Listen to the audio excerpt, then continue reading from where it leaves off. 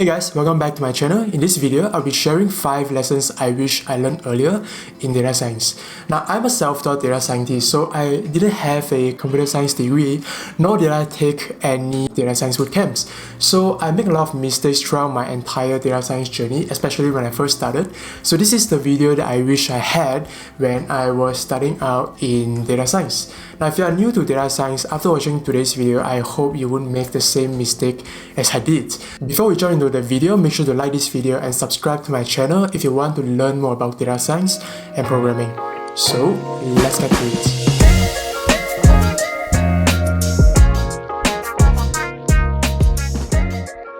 Lesson number 1, focus on storytelling, not presentation. Now, I still remember in my previous company as a data scientist, I couldn't convince stakeholders to take action. I mean, they listened to my sharing and that's it. Like nothing happened, they never took any action. So one day when I was preparing some slides for a meeting and a senior data scientist came up to me and asked, "Hey Edmund, what story are we gonna tell in the meeting later?" To be honest, I couldn't understand what he meant at first, but after hearing how he did his presentation and managed to convince stakeholders using stories, I begin to realize the importance of storytelling. So that realization itself is life-changing because I finally knew how to sell my solution to others using stories. And stakeholders begin to understand what I meant, what I delivered using stories without bombarding them with all the technical jargons and all the boring facts and results. And because of that, they finally took action from my stories. In short, facts tell, stories sell. Don't just present facts, right? Make it and frame the facts into a very compelling stories and sell it to your stakeholders, and they'll begin to understand your core message and they'll take action based on the story. Lesson number 2, data is messy, embrace it. Forget about having chaos-like data in your real work environment because the reality is that most of the time you won't have clean data to start off. Even worse, sometimes you don't even have the data to begin with, or perhaps you are just not sure where to get your data because they are just everywhere. So data collection and data integrity are some of the most important things in data science, yet a lot of junior data scientists might not be aware of it. Now, after you have collected the data, you might think that, oh yeah, I have the data ready now, I can do a lot of fun stuff, doing data analysis, EDA, building machine learning models, all this stuff. But in reality, that's not the case because you also have to check for data integrity.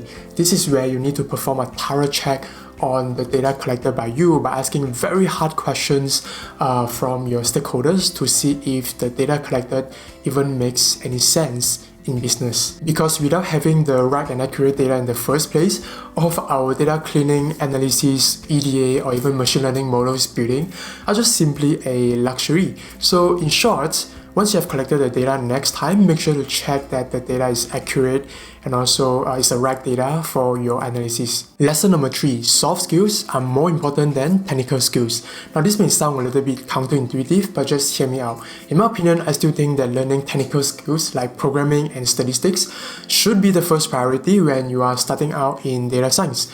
But once you have built a solid foundation in technical skills, you should focus more on improving your soft skills like communication and also storytelling skills. As a data scientist, we use data to solve business problems. We don't just write code, build some machine learning models, and call it a day. Instead, we need to understand a business problem, collect and analyze data, build and deploy ML models in the real-world applications. And all these steps require intense amount of teamwork, communication, and storytelling skills to work with various team members and to manage the expectation of your stakeholders and eventually drive business decisions and actions. And that's why soft skills are so more important than technical skills in the long run. So in short, focus on technical skills first and soft skills later. Lesson number 4, explainable models matter a lot. Unless you are working at some cutting-edge tech companies like Meta, Google, or Microsoft, most businesses, they prefer simple and explainable ML models in their production when it comes to prediction. Because your boss, your stakeholders want to understand how the model behaves and also why it predicts the way it does. So therefore, you need to be able to explain what's going on behind the scene in your models. For example, some questions they might ask include what caused this anomaly to be detected and why is that so? Then the second thing they might ask is, does it make sense in the business context? The third one is, why is the prediction the way it is? And the fourth one is, are our assumptions correct? Is the hypothesis correct? So all these questions eventually boil down to one simple thing, and that is, what is the pattern observed behind by the model?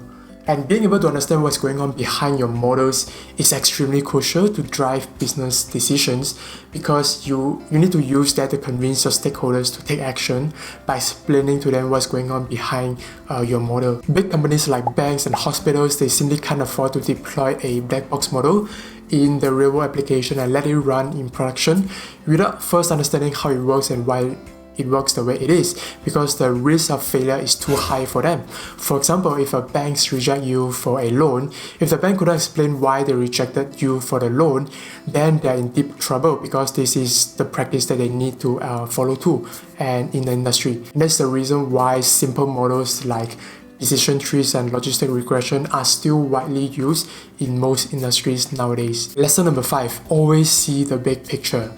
When I first started out in data science, I focused too much on the technical side of things like coding and somehow lost sight of the big picture. For example, the end-to-end pipeline integration and how my solution would perform in the production environment. I was too fixated on the technical part, like trying to optimize my code and also my models without having a real impact on the overall business.